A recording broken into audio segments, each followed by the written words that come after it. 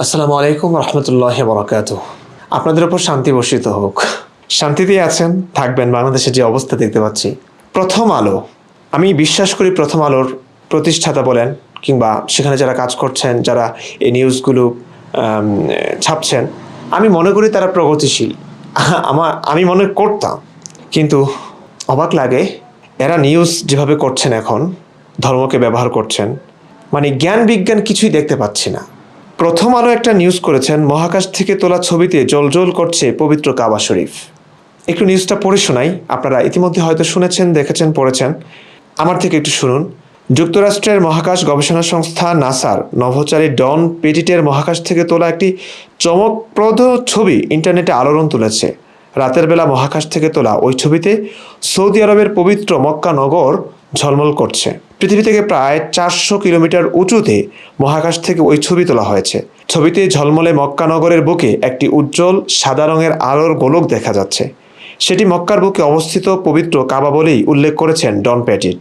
ডন প্যাটিট তার এক্স অ্যাকাউন্টে ছবিটি পোস্ট করে 2 ডিসেম্বর। এতে তিনি লিখেছেন, মহাকাশের কক্ষপথ থেকে তোলা ছবিতে সৌদি আরবের মক্কা, মাঝখানের উজ্জ্বল ছোট্ট এলাকাটি কাবা শরীফ, ইসলাম ধর্মের সবচেয়ে পবিত্র স্থান, যা মহাকাশ থেকেও দৃশ্যমান।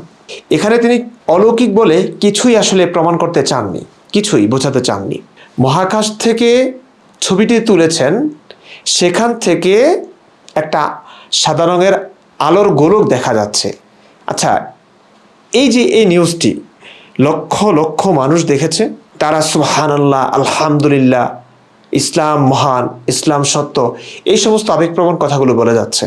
মানে তারা এটিকে অলৌকিক বলে ভেবেছেন, কিন্তু যিনি পোস্ট করেছেন তার এটা উদ্দেশ্য ছিল না, কারণ তিনি বুঝেন খুব সামান্য একটি ঘটনা এটি মহাকাশ থেকে তুলেছেন, অথচ এই সামান্য ঘটনাটি, সামান্য ব্যাপারটি অসাধারণ করে তুলেছেন আমাদের প্রগতিশীলরা। বাংলাদেশের বোকাশোকা কিছু মানুষ তো আছেই, মোল্লা মৌলবীরা তো আছেই, মানে শিক্ষিত প্রগতিশীল যারা আছেন, বিজ্ঞান মনস্ক যারা আছেন, তারা পর্যন্ত এই ঘটনাটিকে, এই সাধারণ ঘটনাটিকে অসাধারণ বলে ব্যাখ্যা করছেন, অসাধারণ বলে মানুষকে বোঝাচ্ছেন কিংবা মনে করছেন। তারা, তাদের পোস্ট, তাদের কথাবার্তা, তাদের চিন্তা চেতনা, মনোভাব এটাই প্রমাণ করছে। আমিও অন্তত বুঝেছি এটা অনেকের সঙ্গে কথা বলে। অবাক লাগছে। দেখুন, প্রায় 400 কিলোমিটার দূর থেকে একটি ছবি তোলা হয়েছে। এই যে 400 কিলোমিটার দূর একটা মানুষ গেল, কিসের মাধ্যমে গেল, ছবি কি দিয়ে তোলা হলো, এবং সেখান থেকে একটা ছবি যে তোলা হলো, এই আলোর চাইতে, এই আলোর উৎস থেকে মানুষটা যে এত দূরে গেল, মানুষটা যে একটা ছবি দিল, ছবি তুললো, এটা কি আরও বিস্ময়কর না? এটি কি কোনো ধর্মের আবিষ্কার? এটি কি কোনো ধার্মিকের আবিষ্কার? না। দেখুন, আমি বলতে চাচ্ছি, এই ছবিটি কোনো অলৌকিক নয়, নৈসর্গিক নয়। এর চাইতে অনেক অনেক বেশি অলৌকিক, বিস্ময়কর হচ্ছে যিনি ছবিটি তুলেছেন মহাকাশ থেকে। মহাকাশে যাওয়া, মহাকাশে গিয়ে, এত উপরে গিয়ে এই ছবিটি যে ডিভাইস দিয়ে তোলা হলো, সেই ডিভাইসটি, ক্যামেরাটি, সেই ক্যামেরার দিকে না তাকিয়ে, সেই ব্যক্তির দিকে না তাকিয়ে, জ্ঞান বিজ্ঞানের কীর্তি অবদানের দিকে না তাকিয়ে, সেগুলো স্বীকার না করে, আমাদের দেশের প্রগতিশীল যারা আছেন, শিক্ষিত বিজ্ঞান মনস্ক যারা আছেন, তারা পর্যন্ত তাকিয়েছেন ওই যে আলোর উৎস কাবা শরীফ কিংবা মক্কার ঝলমলে আলোর উৎসটার দিকে। আচ্ছা, উপর থেকে কি মক্কা শরীফ দেখা গেছে? না, মক্কা শরীফ দেখা যায়নি। দেখা গেছে একটা আলোর উৎস। খুব স্বাভাবিক, খুব সাধারণ ঘটনা। কারণ কাবা শরীফে, মক্কা নগরী যতটা আলো ঝলমলে, এমন খুব কমই আছে। তো সেই ছবিটা তুলেছেন তিনি, অনেকগুলো আলো, অনেকগুলো লাইটিংয়ের সম্মিলিত একটা রূপকে অনেক দূর থেকে আলোর একটা গোলক উৎস বলে মনে হয়েছে। খুব স্বাভাবিক। এটা যদি আমার ঘরেও, কিংবা আমি যেই শহরে আছি, এই শহরে এত এত আলো থাকে, এত এত আলো থাকে, এই আলোগুলো কিন্তু বিজ্ঞানের উৎস, এটা মনে রাখবেন। এই যে আলো জ্বলছে, এই যে আমাকে শুনছেন, যে ক্যামেরা দিয়ে আমি ভিডিওটা করছি, যে লাইটিংটা আমার আছে ঘরে, এই সব কিছুই কিন্তু, ক্যামেরা বলেন, মাইক্রোফোন বলেন, তারপরে হচ্ছে আলো বলেন, সব কিছুই কিন্তু বিজ্ঞানের অবদান, বিজ্ঞানের কীর্তি।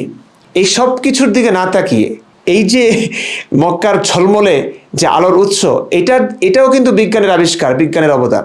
এটার দিকে না তাকিয়ে আমাদের প্রগতিশীল যারা আছেন, বিজ্ঞান মনস্ক যারা আছেন, বোকাশোকা মুমিনরা মুমিনদের কথা বাদে দিলাম, সবাই তাকিয়েছেন ওই যে মহাকাশ থেকে তোলা একটা ছবি, যে এই ছবিটা তোলা হয়েছে মক্কা শরীফের, মানে মক্কা নগরী। এতে নাকি এই ছবিটা ভাইরাল হলো কেন, এত কি বলবো হইচই কেন এটা নিয়ে? ওই যে মুমিনরা, তাদের আবেগ বেশি, তাদের বোকামো বেশি, তাদের জ্ঞানের পরিধি খুব কম, আবেগটা খুব বেশি। এই আবেগে এই ছবিটা নিয়ে হইচই হচ্ছে, এই ছবি ভাইরাল হয়েছে। এবং প্রথম আলোর মতো প্রগতিশীল একটা, মানে কি বলবো, এরা পর্যন্ত এই ছবিগুলো এগুলো নিয়ে নিউজ করছেন। আরও কয়েকটা লাইন লিখলেই এটা পরিষ্কার হয়ে যেত, কিন্তু পরিষ্কার করছেন না তারা। যেভাবে যে পন্থায় সরল বোকাশোকা মানুষের কাছে নিউজ প্রচার করে তারা ভাইরাল হতে পারবেন, সেটাই তারা করবেন। এটা স্বাভাবিক হয়তো, কিন্তু কষ্ট লাগে যে সাধারণ একটি ঘটনাকে অসাধারণ বানিয়ে যখন ধর্ম ব্যবসা করছে, বিশেষ করে সেই ধর্ম যেই ধর্মে মানুষ মারার বিধান আছে, যেই ধর্মের প্রমোশন হলে পুরো পৃথিবী ভুগবে, পুরো পৃথিবী তাদের বর্বরতার শিকার হবে, নির্মম সহিংসতার শিকার হবে, সেই ধর্মকে এইসব বলে, এই মিথ্যাচার করে, এই মিথ্যা আবেগ দিয়ে প্রমোট করা হচ্ছে। এটা সত্যিকার অর্থে দুঃখজনক। এবং ভালো হচ্ছে অবশ্য, যাদের মাথায় অন্তত ঘিলু আছে সামান্য পরিমাণ, তারা এইগুলো নিয়ে একটু ঘাটাঘাটি করলে বুঝবে আসলে ধর্ম প্রসারিত কিভাবে হয়েছে।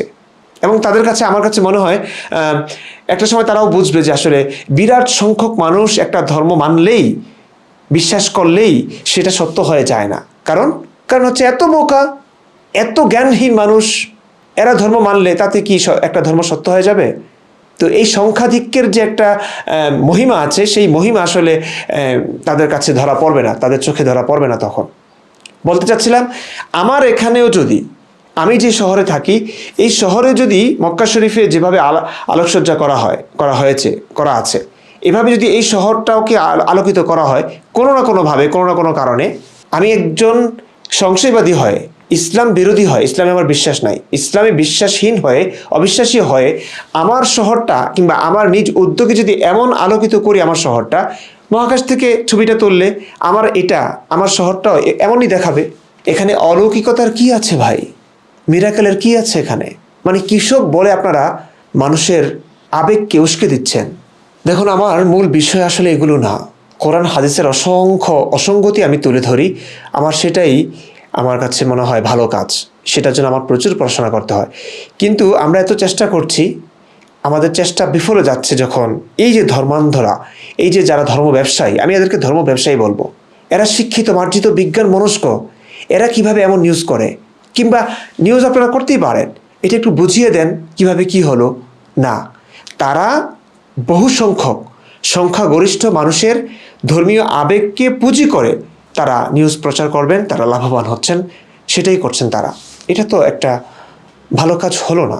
আমি সেটার জন্য এই ভিডিওটা বানালাম। অনেকে আমাকে বলেছে, এবং অনেক মুক্তমনকে আমি দেখেছি, ব্যাপারটা তাদের কাছে বিস্ময়কর ঠেকছে যে ভাই কেমনে হলো, মহাবিশ্ব থেকে, মহাকাশ থেকে একটা ছবি তারা তুলেছে, এবং সেই ছবিতে মক্কা নগরীকে এত সুন্দর আলোকময় কেন লাগছে, ঝলমলে কেন লাগছে? তার মানে কি ইসলাম সত্য? চিন্তা করেছেন? অনেক মানুষ এমন হয় যে তাদের কাছে কোনোভাবে একটা অলৌকিক মনে হলে, কিংবা তারা দেখে যে এতগুলো মানুষ এটাকে অলৌকিক বলেই মনে করছেন, তো তারা অলৌকিক মনে করতে শুরু করেছেন। তো তাদের জন্য এই ভিডিওটা করা, যে এগুলো খুব সাধারণ ঘটনা ভাই। এই ধর্মগুলো সৃষ্টি হয়েছে যে অনেকগুলো আপাত দৃষ্টিতে তাদের কাছে অলৌকিক বলে মনে হয়েছে, নৈসর্গিক বলে মনে হয়েছে, সেখানে তারা কারণ জানতো না। সেই কারণে তারা এই সমস্ত ক্রেডিট ওই যে সৃষ্টিকর্তা, কাল্পনিক এক সৃষ্টিকর্তার কাঁধে দিয়ে দিয়েছে, যে না, একজন সৃষ্টিকর্তা আছেন, এটা তো কোনো মানুষের পক্ষে সম্ভব না, এটা একটু বিস্ময়কর লাগছে, অলৌকিক লাগছে, নৈসর্গিক লাগছে। ব্যাস, ক্রেডিট হচ্ছে আল্লাহ তাআলার।